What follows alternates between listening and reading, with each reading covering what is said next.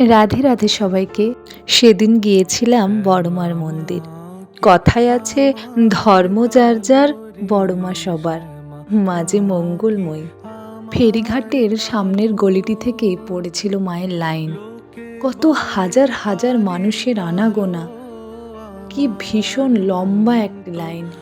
কেউ এসেছে মায়ের কাছে নিজের মানসিক পূরণের পুজো দিতে, আবার কেউ এসেছে মায়ের কাছে যাতে নিজের মানসিকটি পূরণ হয় তার জন্য। সবার ঠিকানার দরবার যে শুধুই মঙ্গলময়ী মা। তারপর গেলাম নৈহাটি ফেরি সার্ভিসের দিকে। ওখানে মা গঙ্গার কাছে নিজেকে কিছুটা শুদ্ধ করে নিতে আর আশেপাশের দোকানগুলি ঘুরে দেখার জন্য। তারপর আবার লাইনে এসে দাঁড়িয়ে পড়লাম।